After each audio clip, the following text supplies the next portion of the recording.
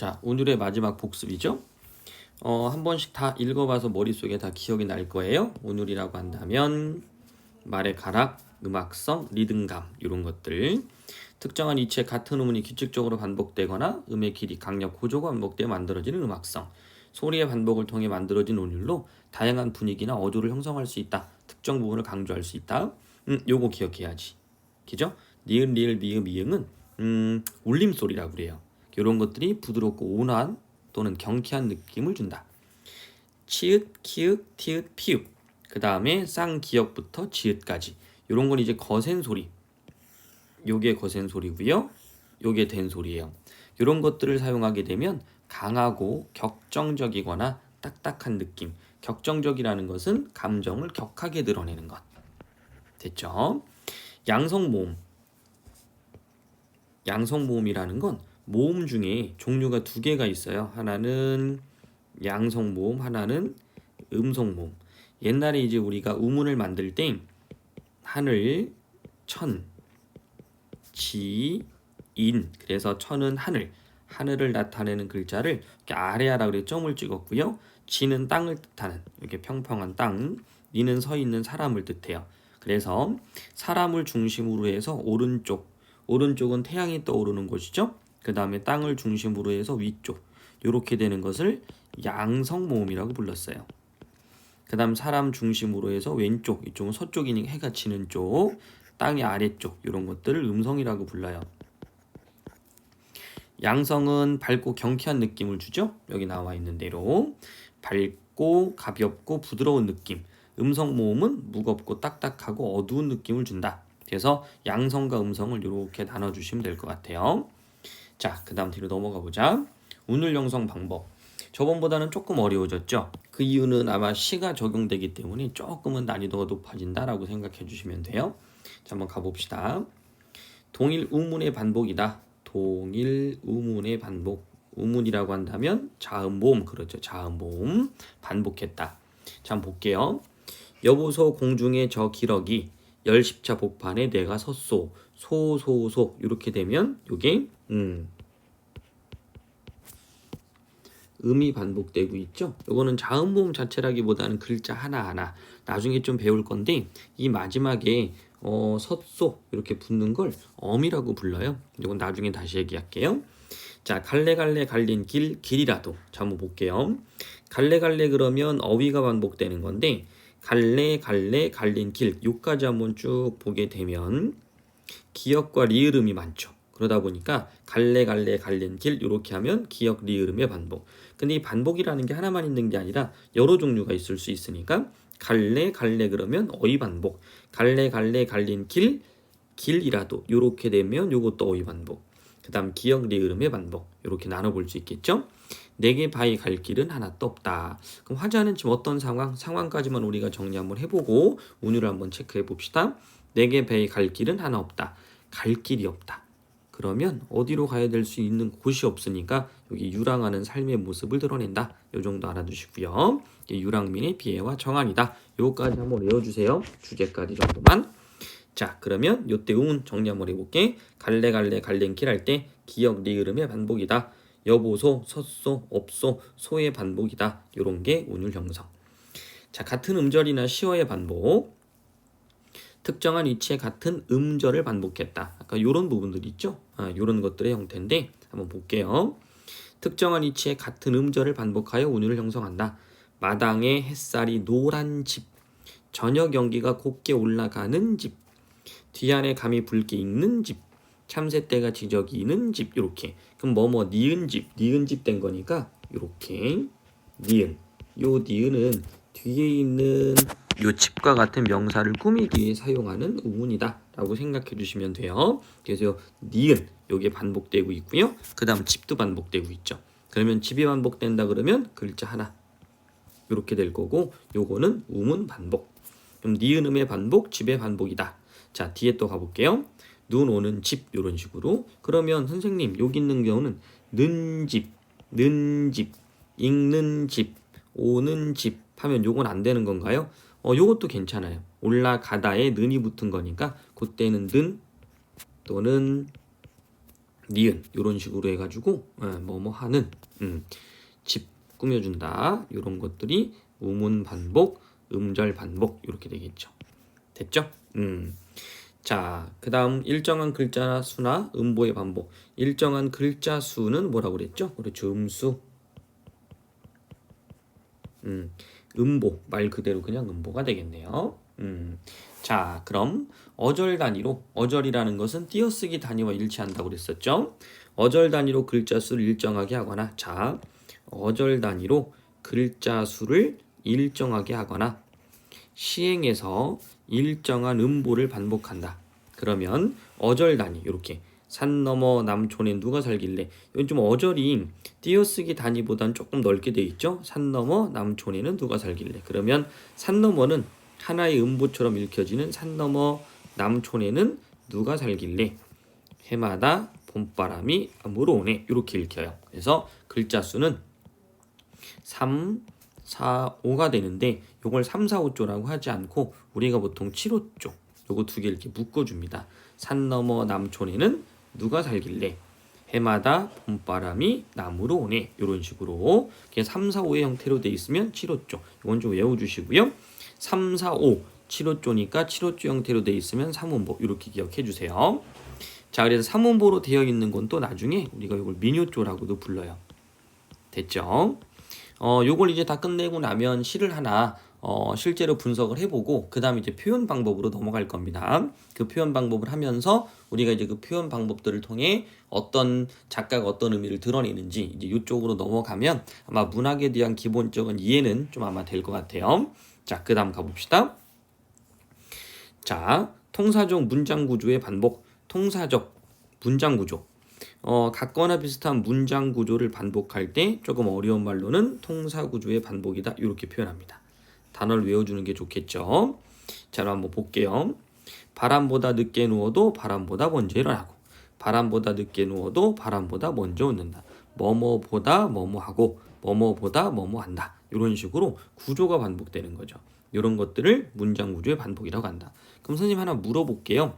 이 앞에 음절이나 시어의 반복에서 니은 집, 뭐뭐하는 집, 요거는 어떤 형태입니까? 요것도 구조가 반복된다고 볼 수 있어요. 마당 햇살이 노란 집, 저녁 연기가 올라가는 집, 뒤에 감이 붉게 익는 집, 참새떼가 지저귀는 집, 요런 식으로요. 그러면 무엇이 뭐뭐하는 집, 요런 식이 요게 이제 구조가 동일하다. 이렇게 표현할 수도 있어요. 얘도 마찬가지로 문장 구조가 동일하죠. 그래서 운율이라는 것은 딱 하나만 있는 게 아니라 여러 가지를 좀 묶을 수 있는 그런 구조로 되어 있습니다. 자, 그래서 이게 문장 구조다라고 생각해 주시면 돼요. 자, 그 다음 의성어 이태어. 이거는 찾기 쉬울 것 같아요. 보리피를 불며 봄언덕, 고향 그리워 필릴리 이런 것들이 이제 소리를 나타내는 의성어. 밑에 사나 우뚝 솟은 사나 철철철. 그럼 철철철 하나가 반복되는. 그래서 음성상징어 같은 경우들은 뭐 도란도란 이런 식으로 어휘 반복이라고 볼 수도 있으니까 그런 식으로 구조를 맞춰주시고요. 주제 같은 경우는 한 번 정도 좀 읽어주세요. 나중에 다시 한번 정리할게요. 자, 그 다음 오른쪽에 문제도 한번 쭉 보면서 어려운 것들을 한번 남겨주시면 다시 한번 이야기를 해줄게요. 밑에다 한번 볼게요. 보기에서 운율을 형성한 요소로 볼 수 없는 것. 내 마음 어딘 듯 한편에 끝없는 강물이 흐르네. 자, 밑에 잠깐 볼게요. 강물이 흐르네, 은결을 돋우네, 강물이 흐르네, 뭐 이런 식으로. 그러면 여기 나와 있는 무엇이 흐르네, 은결을 돋우네, 강물이 흐르네, 이런 식으로 반복됐고요. 그 다음에 도른도른 이런 단어도 반복되는 거 보이죠? 그죠? 이런 것들 오른쪽 밑에 음성 상징어, 의성어, 의태어 여기서 확인할 수 있고요. 자, 그러면 시를 보면 좀 어려운 게 있는데 잠깐 한번 볼게요. 내 마음에 어딘 듯 한편에 끝없는 강물이 흐르네.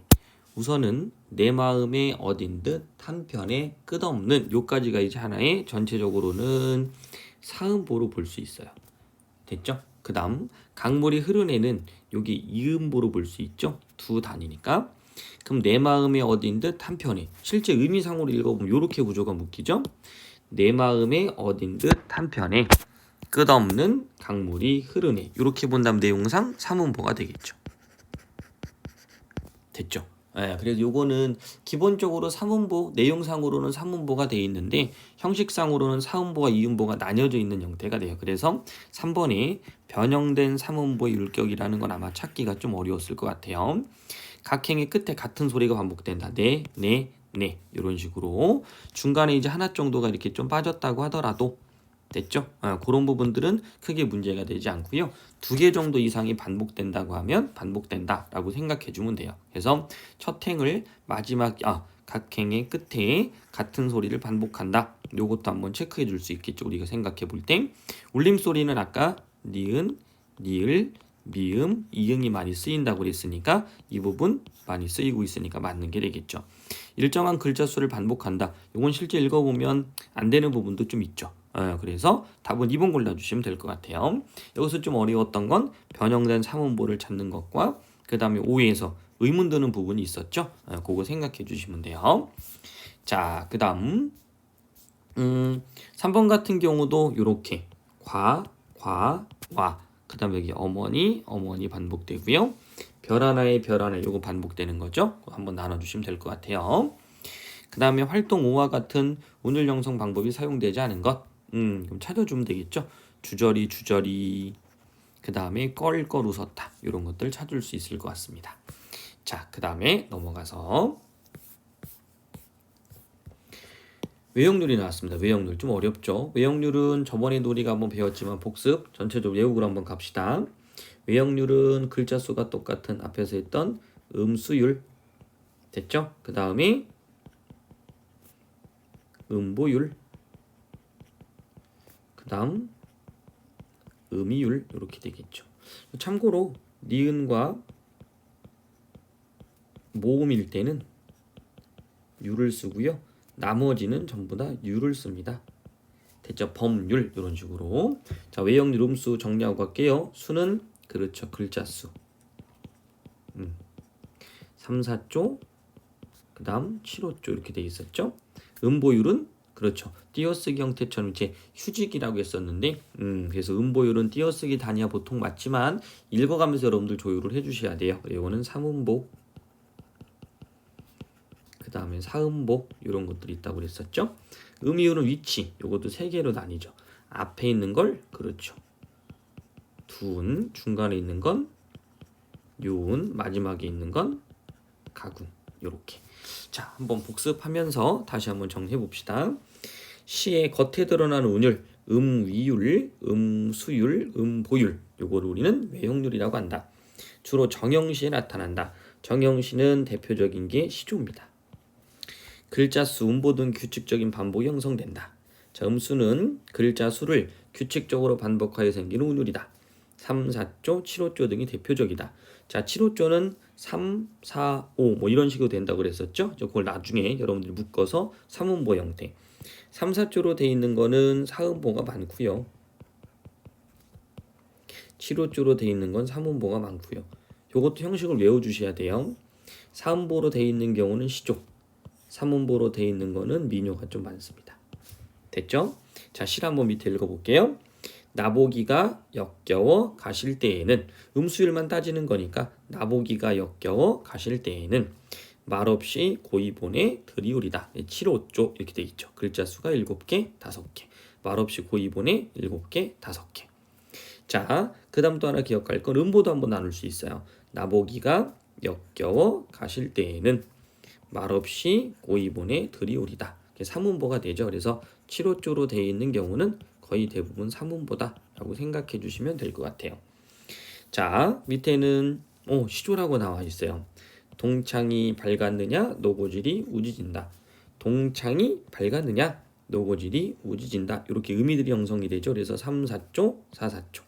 소치는 아이는 여태하니 일었느냐 일었느냐는 일어났느냐 아직 안 일어났느냐 제 넘어 사례 김밭을 언제 갈려 하나니. 선생님 여기요 3호로 돼 있어요. 자, 시조는 기억할 게 있습니다. 요게 초장이라고 하고요. 요게 중장이라고 하고요. 요게 종장이라고 하는데 종장은 글자 수가 정해져 있어요. 3543. 44가 돼도 괜찮아요. 44, 34, 43 요 정도까지는 다 같은 3, 4조다, 4, 4조다 이렇게 표현하고 있으니까 뒤에 3, 4는 괜찮아요. 4, 4 괜찮고요. 3, 4, 4, 4, 3, 3, 4, 4 괜찮은데 3, 5, 5로 늘어나면 안 돼요. 2로 줄면 안 되고요. 그래서 시조는 항상 요 글자 수는 3으로 지켜줬고요. 그 다음 뒤에는 3, 5, 4, 3 요 형태로 전개가 됩니다. 이런 것들을 딱 정해놓기 때문에 그래서 정형시라는 말을 쓰죠. 자, 다시 한번 음수일이니까 그 음수만 한번 맞춰보고 다시 넘어갑시다. 동창이 밝았느냐 3, 4, 노고질이 4, 4, 소치는 아이는 여태 안 잃었느냐 3, 3, 4, 4, 제 너머 사례긴 밭을 언제 갈려하나니 제 너머 사례긴 밭을 언제 갈려하니 3, 5, 4, 3 마지막만 이래요. 자, 어쨌든 글자 수는 3, 4조다 라고 기억해 주시면 돼요. 종장이 요거는 무시하시고 됐죠? 3, 4조 이렇게 기억하면 되고 종장만 3, 5, 4, 3으로 돼 있다. 자, 음보율 호흡 단위로 구분해는 운율의 단위다. 네, 호흡 단 여기 구분하기 좀 어렵죠. 그죠? 음보를 규칙적으로 반복하여 형성된다. 몇 개의 마디로 끊어 읽느냐에 따라 삼음보, 사음보가 나타난다. 자, 진달래꽃 아까 나왔던 부분이네요. 영변의 약산 진달래꽃. 자, 영변의 약산 진달래꽃 아름따다 가실길에 뿌리오리다. 저 이런 게 이제 삼음보. 7호조가 좀씩 깨지긴 합니다. 영변의 약산 진달래꽃 글자 수가 7호조는 안 되긴 하죠. 아름따다 가실길에 뿌리오리다. 요 정도는 되겠고요. 8글자긴 하지만 그래서 이런 부분들도 7호조를 바탕으로 해서 삼음보로 되어 있다. 이렇게 기억하시면 돼요. 음보율이니까 음보만 체크하고요. 그럼 이렇게 표현할 수 있겠죠. 김소월의 진달래꽃은 민요풍이다. 민요조다. 그러면 맞는 얘기. 자, 시조가 또 나왔습니다.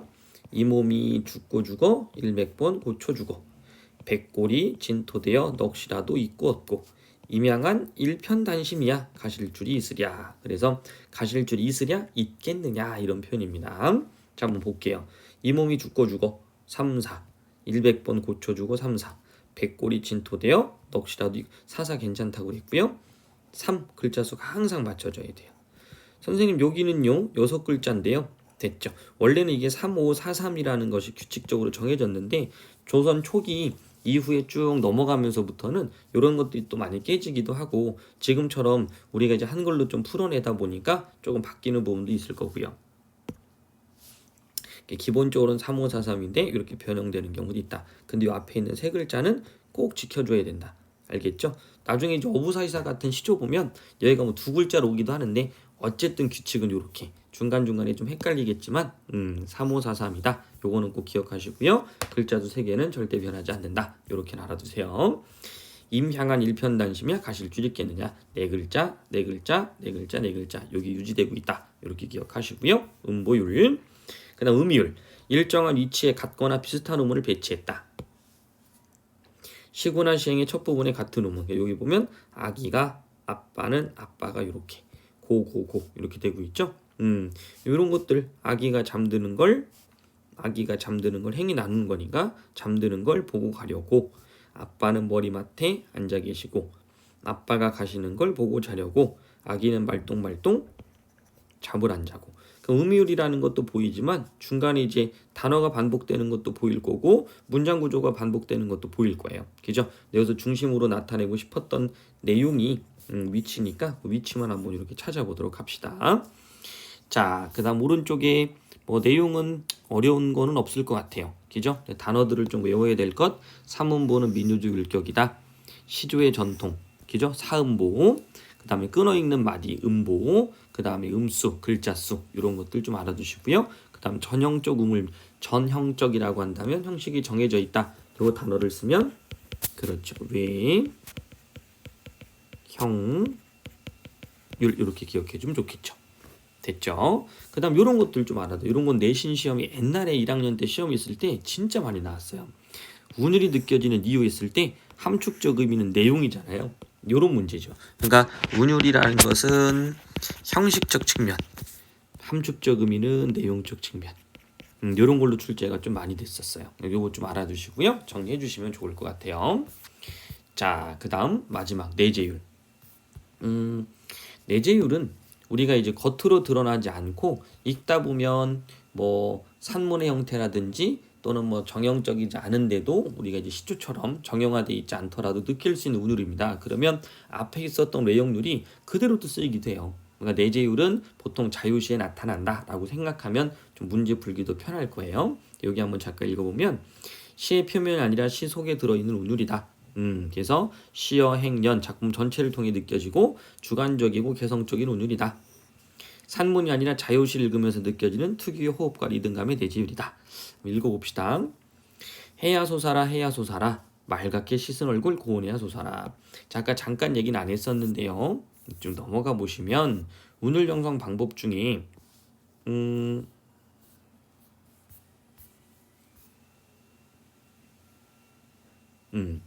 글자 수에 대한 부분이 하나가 있었던 게 있어요. 여기 한번 잠깐 보시면 통사구조하고 여기 중간에 요 3번에 사러리 났다 청산의 사러리 났다 이렇게. 그다음 통사구조 여기 보시면 가실이 있고 버리고 가실이 있고 이렇게. 여기 지금 AA, BA 구조로 돼 있다라는 거 보이죠? 가실이 있고 버리고 가실이 있고 이런 식의 운율을 느껴져요. 그러니까 이런 부분들은 실제 이제 정해져 있는 것이 아니기 때문에 이런 걸 외형률이라고는 안 합니다. 그래서 이 부분을 다시 넘어가서 한번 보면 이렇게 판단해 볼 수도 있죠. 해야 솟아라 맑게 씻은 얼굴 해야 고운해야 솟아라 이렇게. 이런 것도 A, B, A 이런 식으로 느껴져요. 이런 것도 내재율이라고 할 수 있죠. 그 다음 해야 솟아라 반복이죠. 이렇게 반복되는 거, 동일 문장이 반복되는 거. 맑게 씻은 얼굴 고운해야 솟아라. 밑에 보면 뭐뭐해라 그럼 이런 것들은 뭐 운율 아닌가요? 아까 말한 대로 가군, 그렇죠. 맨 마지막에 있는 거 가군이 될 수도 있잖아요. 될 수도 있는데 내재율에서 그런 것도 외형률의 요소가 이제 포함될 수는 있어요. 왜냐하면 외형률이라는 것은 리듬감을 나타내기 가장 쉬운 방법일 수도 있고 그런 것들이 내재율 안에 같이 포함돼서 등장할 수도 있습니다. 그래서 그 반복들을 좀 찾아주시면 되겠죠. 좀 볼게요. 해야 솟아라 맑게 씻은 얼굴 고운해야 솟아라. 운율 형성 요소는 동일 시어 및 시구를 반복했다. 해 시구라고 하면 해야 솟아라 이런 것들이 시구겠죠. 그 음모 해야 솟아라 맑게 씻은 얼굴 고운해야 솟아라. 이렇게 해서 음보가 4개로 나뉘어지기도 한다. 우리가 힌트 하나 얻었죠? AA, BA로 구조가 되어 있으면 사음보의 리듬감을 좀 지니고 있다. 밑에도 한번 볼게요. 달밤이 싫어 눈물 같은 골짜기에 달밤이 싫어. 글자 수가 조금 달라진다고 하더라도 호흡의 단위이기 때문에 이런 식으로 나누게 되면 사음보가 쓰이게 된다. 이런 거 알아두시고요. 달밤이 싫어 눈물 같은 골짜기에 달밤이 싫어. AA, BA 똑같죠. 표현 방법 같은 건 나중에 다시 할게요. 위로 다시 올라갑시다. 산 넘어 이런 것도 뭐가 돼요? 산 넘어서 이런 것도 반복. 어둠을 살다 먹고 산 넘어서 밤새도록 어둠을 살다 먹고 반복도 되죠. 이글 음성상징어 애띤 얼굴 고운해야 솟아라. 밑에 헐 이런 것도 마찬가지로 음성상징어. 자, 해야 고운해야 내가 오면 내가 사오면 해야 고운해야 내가 오면 내가 사오면 이런 것도 반복이죠. 됐죠? 그 다음에 중간중간 쉼표를 쓰는 것도 음보를 나눠주는 거기 때문에 중간에 쉼표를 쓴다라는 것도 리듬감을 형성할 수 있다. 이렇게 기억해 주시고요. 나는 청산이 좋아라. 헐 깃을 치는 청산이 좋아라. 청산이 있으면 홀로라도 좋아라. 뭐뭐라 이런 식으로 해서 라로 끝나는 것. 동일한 종결 의미의 반복이다. 이렇게 표현도 합니다. 자, 그 다음 밑에 이육사의 청포도란 시가 있네요. 내가 바라는 손님은 고달픈 몸으로 청포를 입고 찾아온다 했으니 내 그를 맞아 이 포도를 따먹으면 두 손은 한뻑 적셔도 좋으련. 아이야 우리 식탁의 은쟁반엔 하이한 모시수건을 마련해 두렴. 이때는 행이 두 개로 되어 있죠. 됐죠. 이렇게 외형률적인 요소는 존재하지 않지만 이 행으로 똑같이 연결돼 있다라는 부분들도 마찬가지로 내재율이 형성돼 있다라고 볼 수 있어요. 하지만 구체적으로 드러나 있는 만약에 리듬감이 없다면 그런 부분들은 문제로 물어보진 않을 테니까 걱정은 안 하셔도 상관없습니다. 자, 그럼 이런 것도 문제가 나와요. 청포를 입고 찾아온다 했다. 두 손은 한푹 적셔도 좋다. 하이한 모시수건을 마련해 두렴. 이렇게 하이안이라는 것도 이제 하얀색을 강조하기 위한 것인데 이런 부분들이 음보를 그러니까 글자 수를 맞추기 위해서 사용하는 시적 허용이 될 수도 있어요. 그래서 이런 부분들을 여러분들이 좀 기억해 주시고요. 시적 허용할 때 다시 얘기하고 지금은 많이 모른다고 하더라도 점차 진행을 하면서 앞에 나왔던 부분을 다시 또 복습하고 정리하면서 들어갈 건데 지금은 이런 부분들을 좀 명확하게 알고 들어가는 게 좋기 때문에 뭐 한 달 전에도 얘기했지만 그 정도 수준에서는 어휘 또는 개념에 초점을 좀 많이 맞출 거예요. 그래서 현대시 좀 하고 나서 조금 시도 배워보고 표현 방법도 하고 나서 시를 또 조금 배워보고 그 다음에 이제 소설로 넘어갈 겁니다. 자, 오른쪽 문제는 한번 정리해 보시면 여러분들이 어렵진 않을 것 같아요. 자, 넘어가 볼게요. 그 다음에 심상. 심상은 전에 배웠던 거기 때문에 조금 어렵진 않을 건데요. 여기에 첨가되는 내용이 있어요. 묘사, 비유, 심상 이런 것들 상징. 그 다음에 감각적 인상을 효과적으로 재현했다. 다시 표현했다. 추상적 관념을 구체적으로 제시했다. 정서를 환기했다. 환기라는 단어 기억나죠? 떠오르게 하다. 이런 단어들. 그 전에는 뭐 구체화시켰다라는 단어를 표상했다. 이렇게도 표현했었죠. 이런 단어를 좀 알면 문제 풀 때 이거는 구체적으로 형상화했구나 라는 뜻으로 이해해 주시면 되겠죠. 됐죠? 자, 넘어가 볼게요.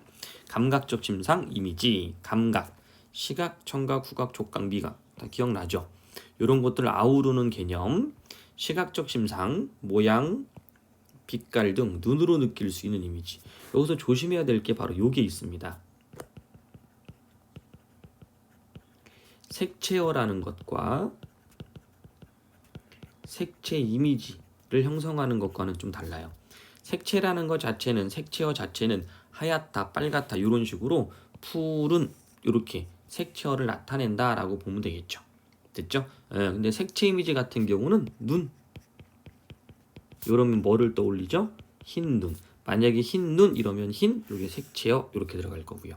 요 두 개만 좀 구별해 주실 필요가 있고요. 또 하나는 우리가 이제 구체적으로 눈에 보이는 것들, 책상 이러면 요거를 시각으로 착각하는 경우가 있어요. 하지만 이 책상은 시각이 될 수 없고요. 붉은 책상 요런 식으로 붉은이라는 단어가 들어가야 시각적인 표현이 된다. 그럼 아까 얘기했던 대로 눈 같은 경우는 우리가 눈 하면 빨간 눈 이런 건 없고 흰색의 어떤 이미지를 떠오르니까 눈이라는 걸 가지고 색채 이미지를 떠오르게 만들었다. 이런 건 괜찮지만 책상은 색깔들이 다 여러 가지가 있겠죠. 그런 부분들 한번 보시면 아마 정리가 될 것 같아요. 자, 그러면 다시 모양, 빛깔 등 눈으로 느낄 수 있는 이미지 이렇게 알아두고요. 밑에 한번 시를 볼까요? 우물 속에는 달이 밝다. 그죠? 밝고 그 다음에 구름이 흐르고 하늘이 펼쳐져 있다.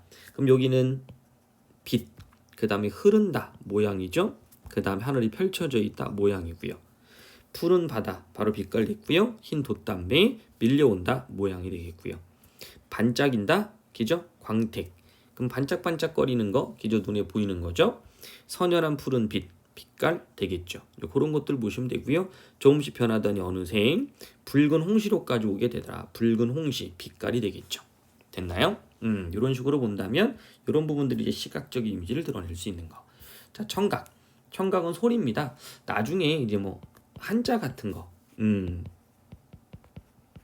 한자 같은 거 시각도 마찬가지예요.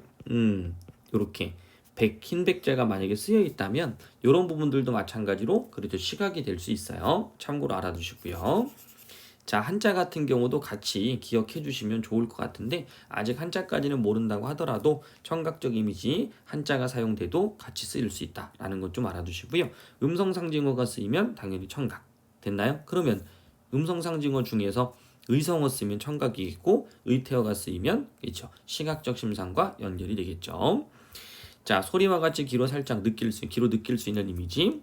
의성어가 사용된 표현이 예속한다. 깃두루루 깃두루 이건 눈에 들어온다. 그죠? 까마득한 날에 하늘이 열렸다. 하늘이 열리는 거 모양을 나타내는 시각입니다. 다구는 소리 그러니까 청각이 되겠죠. 총성이 울렸다. 개 짖는 소리 눈에 들어오죠. 청각적 이미지. 후각은 냄새입니다.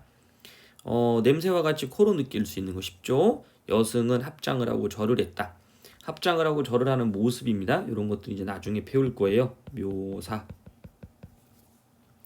가지치의 냄새, 후각. 내 품이 고향인 그리운 사나 미역치 한이파리 상긋한 산 내음새 보이죠? 전나무 우거져 있다. 우거진 마을 시각적.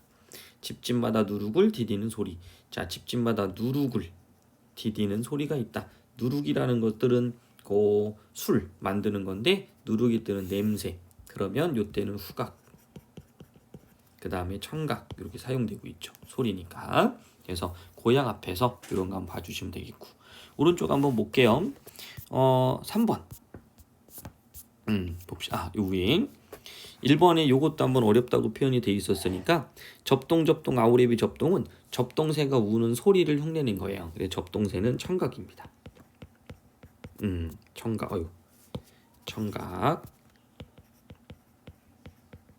요렇게. 아우레비는 아홉 오라비를 줄여서 표현한 거니까 나중에 요것도 다시 얘기해 줄 텐데 접동 요것만 알아두시고요. 향그러운 꽃이 향그럽다. 후각이 되겠죠? 그 다음에 붉은 이런 것들 시각이 되겠고요.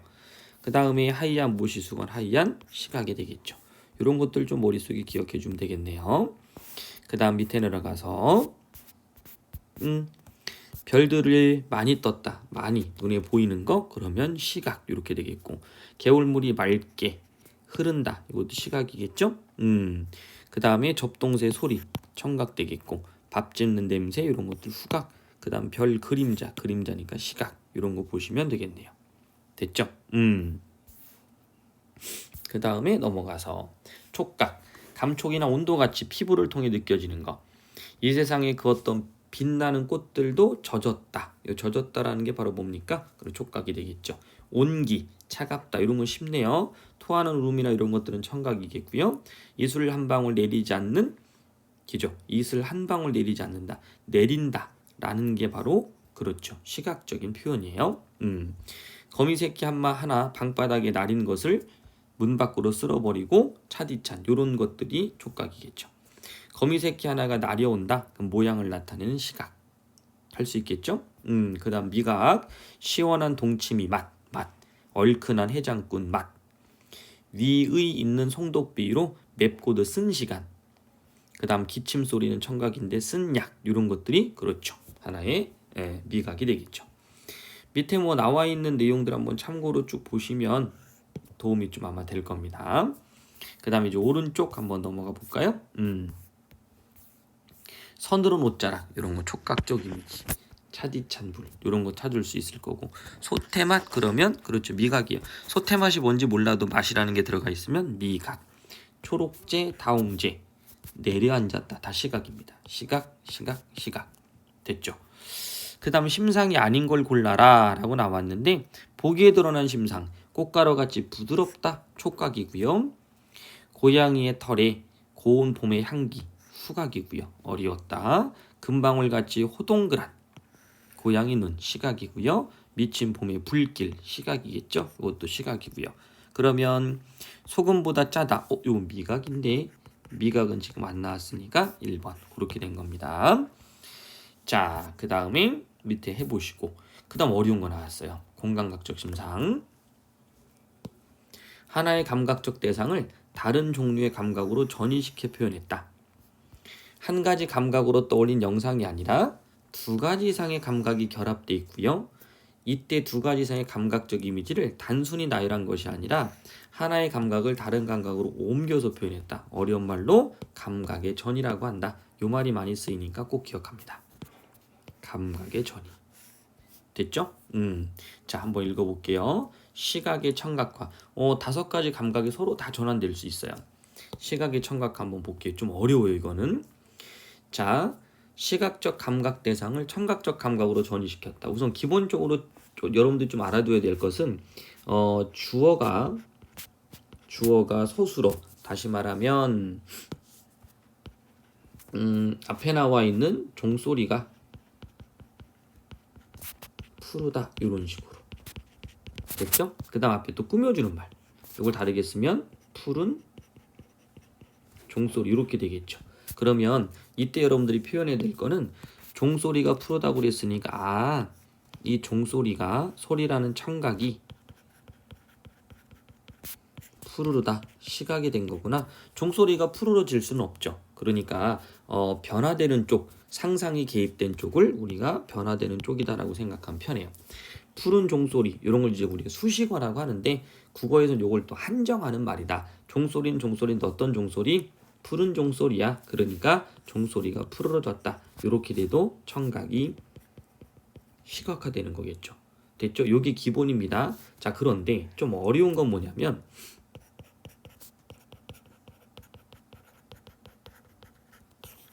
중심 소재를 바탕으로 해서 그 중심 소재를 어떤 이미지로 또 바꿔주느냐. 예, 그 중심 소재를 변화시킨다. 이걸 이제 전이라고 하는 거였었죠. 우리가 한번 볼게요. 제삿날 큰 집에 모이는 불빛도 불빛이지만 해질녘 울음이 타는 가을강을 보겠네. 타는 가을강에 대한 해석이 돼야 돼요. 요것이 바로 노을입니다. 됐죠? 노을이 쫙 끼어져 있는 강을 본 거예요. 그 강에서 화자는 울음이라는 걸 느끼게 되죠. 시를 우리가 좀 들어가면 이렇게 될 겁니다. 나중에 시 감상하는 방법을 또 배울 거예요. 물이 이렇게 있습니다. 그러니까 지나가다가 물을 봤어요. 자, 그런데 밖에 붉은 노을이 쫙 껴 있는 거죠. 이렇게.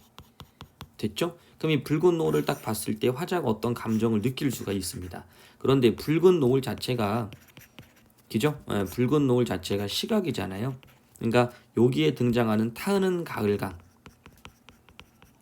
가을강이 뭐처럼 느껴졌다? 화자의 내면 속에 슬픔이 있다 보니까 얘가 울음처럼 느껴졌다 이렇게 표현한 거예요. 그러니까 이거는 주어 서술어의 개념으로 보시면 안 되고요. 좀 전에 말한 것처럼 타는 가을강을 중심으로 놓고 그것이 울음으로 바뀌었다. 타는 가을강은 붉은 노을이다 라는 것도 좀 알고 있어야 되겠죠.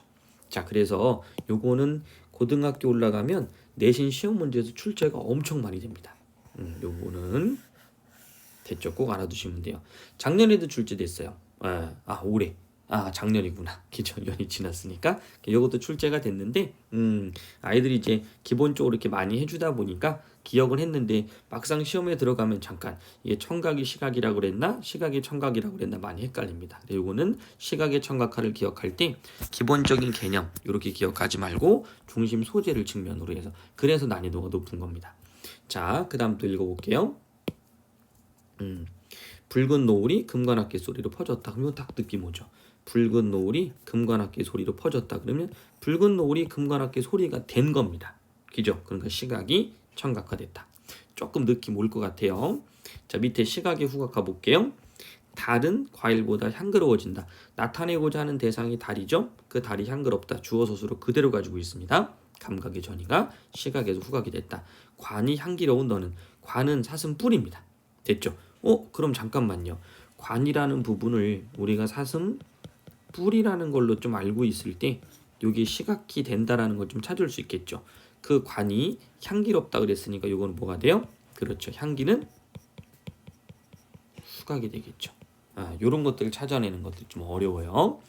자, 밑에 시각의 촉각화. 포근한 무덤 포근하다. 싸늘한 달이 싸늘하다. 됐죠? 새파란 초생달이 시리다. 그럼 포근하다, 싸늘하다, 시리다 이런 것들은 촉각이니까 이런 부분들이 촉각적 감각으로 전이됐다 이렇게 표현합니다. 자, 오른쪽 넘어가면 시들이 좀 어려운 것들이 좀 있어요. 고등학교 올라가면 바로 배워야 될 시들이 나옵니다. 금으로 타는 태양의 즐거운 울림 뭐 이런 식으로 좀 어렵죠. 그래서 중학교 때도 이런 문제들은 선생님들이 설명을 좀 해주시고 간단히 설명을 해주지만 문제를 어렵게 내실 때는 요 고등학교 때 배우는 요 시를 많이 내죠. 근데 요거는 고등학교 1학년에 수록돼 있다라고 그래서 뭐 고등학교 1학년처럼 막 난이도가 높은 것보다는 표현이나 감각에서 외울 것들이 좀 많아요. 자, 우선 한번 잠깐 볼게요. 금으로 타는 태양의 즐거운 울림이다. 금으로 타는 태양의 즐거운 울림. 그러면 태양이 중심이겠죠. 됐죠? 금으로 타는 태양이 즐겁게 울리고 있다. 이렇게 된 거예요. 그래서 시각의 청각화. 이런 식으로 한번 나눠서 정리를 한번 쭉 해보세요. 어떤 중심 대상이 어떤 이미지로 바뀌는지 그게 화자가 어떻게 하나의 대상을 놓고 이 대상을 중심 소재로 잡고 그것을 어떻게 변형시키고 있느냐 이 방향을 생각해 보시면 편할 것 같아요. 됐죠? 자, 밑에 거 한번 잠깐 봅시다. 향료를 뿌린 듯 곱다란 노을. 그러면 향료가 노을로 변한 거겠어요? 노을이 향료로 변한 거겠어요? 그렇죠. 노을이라는 것이 향료를 뿌린 듯 하다라고 바뀐 거니까 시각을 후각으로 바꾼 것 이렇게 생각하면 되겠죠. 이제 조금 이해 갑니까? 그래서 감각적 심상 뒤쪽도 청각의 시각화 그런 형태로 가면 돼요. 풀벌레 소리가 가득 찼다. 그러면 나타내고 싶었던 것은 풀벌레 소리고요. 그 풀벌레 소리가 가득 차 있는 모습이니까 이게 청각의 시각화. 이런 식으로 푸른 노래가 푸르다. 청각의 시각화. 울음 마찬가지로 청각이죠. 푸르다. 이런 식으로 바꿔주시면 돼요. 할 수 있겠죠. 어렵지만 아마 눈에 좀 이제 잘 들어올 것 같아요. 어렵습니다. 5번 첫 번째 문장 후각의 시각화 중에서 한번 체크해 볼게요. 안개 같은 바다니까 그렇죠. 이 사람이 지금 보고 있는 게 안개고요. 맡고 있는 게 향기죠. 근데 향기를 맡으면서 바다를 떠올린 겁니까? 안개 같은 바다를 통해서 향기라는 걸 생각하는 건가요? 그렇죠. 안개 같은 바다의 향기 이런 식으로 된 거죠. 됐죠? 그러면 이 감각을 한번 생각해 보면 이 안개 같은 바다의 향기인데 자, 이 문제는 아이들이 많이 틀렸던 문제인데 지금처럼 안개 같은 바다의 향기 이런 흐름으로 갔기 때문에 아이들이 좀 많이 틀렸어요. 왜냐하면 이 사람이 지금 요 비유를 잘 보셔야 돼요. 그래서 좀 어렵다고 한 건데 요렇게 넘어가면 안개 같은 바다인데 그 안개 같은 바다가 시각이잖아요. 됐죠? 그 바다의 향기니까 그럼 이거는 후각이잖아요. 요렇게. 그럼 시각이 후각이 된 거 아닙니까? 요렇게 되는데 자, 요걸 요렇게 생각 한번 해봅시다. 자, 이 사람이 지금 느끼는 건 바다의 향기입니다. 됐죠? 그러면 원관념과 보조관념을 정확하게 밝혀야 돼요. 안개 같은 바다의 향기냐? 아니면 안개 같은 바다의 향기냐? 요게 중요합니다. 요게 논란이 좀 있었는데 이걸 규정을 우리가 이제 어떻게 한다? 그렇죠. 바다의 향기가 안개 같다라고. 왜냐면 전체 시의 흐름을 보시면 안개 같은 바다의 향기가 코에 서리는 거니까 이 사람이 전달하고 싶었던 것은 바로 뭐냐면 바다의 향기입니다. 됐죠? 그 바다의 향기가 뭐 같다? 안개 같다. 이렇게. 요거는 출제가 많이 되지는 않았었는데 한번 출제가 되면 학생들이 많이 틀렸던 문제입니다. 꼭 기억합시다.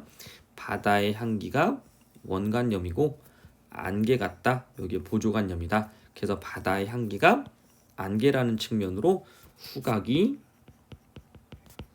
시각화됐다. 이렇게 알아둡시다.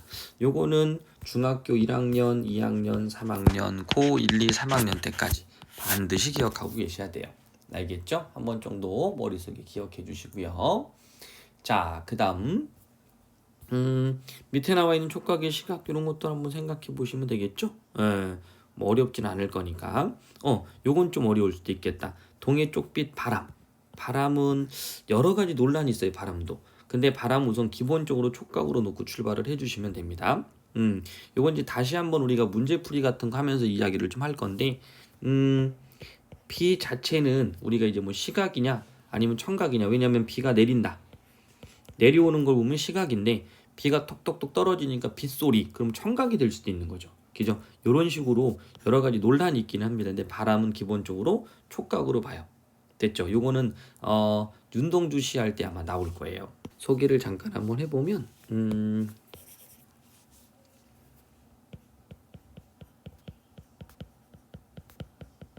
바람 요렇게 됐죠? 그럼 요것도 마찬가지로 공감각이 되는 거죠. 촉각이라는 것을 시각화시켰다. 그래서 바람은 촉각이라고 알아둡시다. 됐죠? 요건 좀 어려웠을 것 같아요. 나머지는 그런 흐름을 갖고 있으면 되겠다. 됐나요? 그 다음 복합감각하고 이제 공감각이랑 구분을 좀 해줘야 되는데 복합감각은 감각이 따로따로 있는 거예요. 하나의 대상이 그죠? 이렇게 있는 하나의 대상이 다른 대상으로 이렇게 변하는 게 아니라 하나의 대상이 있고 또 다른 대상이 있어서 그 또 다른 대상들이 묶이는 거죠. 그냥 이렇게. 됐죠? 따로따로. 밑에 한번 잠깐 볼게요. 술 읽는 마을이 따로 있고 거기에 타는 전용놀이 따로 있는 거지. 타는 전용놀이 다른 이미지로 바뀌는 게 아니라 계속 뭐 술이 익었다 이렇게 바뀌는 게 읽는다. 타는 전용놀이 뭐 익었다 이렇게 바뀌는 게 아니에요. 그것 좀 알아주시고 요때 이제 하나 또 간단히 설명할게. 술이 익는 건 후각입니다. 술이 익는 마을. 그러니까 마을을 지나면서 술이 익는 냄새가 나는 거예요. 그리고 후각이고 타는 전용도는 시각입니다. 따로따로예요. 손톱을 툭 튕기면 쨍 한번 했습니다. 그리고 금이 딱 가는 거죠. 쨍 따로 금이 가는 것 따로. 그래서 청각, 시각 이런 걸 우리는 복합 감각 이렇게 얘기합니다. 됐죠? 여태까지 했던 내용들을 기본 베이스로 해서 우리가 한번 조금 더 어려운 내용으로 뒤에까지 공감각까지 설명을 주겠어요. 그 전에는 공감각을 정확하게 설명하진 않고 감각의 기본적인 것만 좀 익혀달라고 했던 거고요. 오늘까지는 해서 이렇게 마무리를 좀 한 다음에 아마 이제 다음 주, 요번 주 이제부터 다시 이제 표현 방법 관련된 걸 아마 이야기하고 그러면서 이제 문학작품 감상을 하면서 이야기를 또 한번 해보도록 합시다. 됐나요? 질문할 거 있으면 따로 또 질문해 주시면 되고요. 그 다음에 뭐 비유나 이런 것들이 이제 나중에 다시 한번 이야기를 할 거니까 한 번 정도만 쭉 읽어보고 어려운 건 다시 한번 이야기를 해주시면 도움이 될 겁니다. 요것도 내가 설명을 다시 할 거예요. 표현 방법 하면서 이야기를 다시 할 겁니다. 됐나요? 오늘 여기까지 합시다.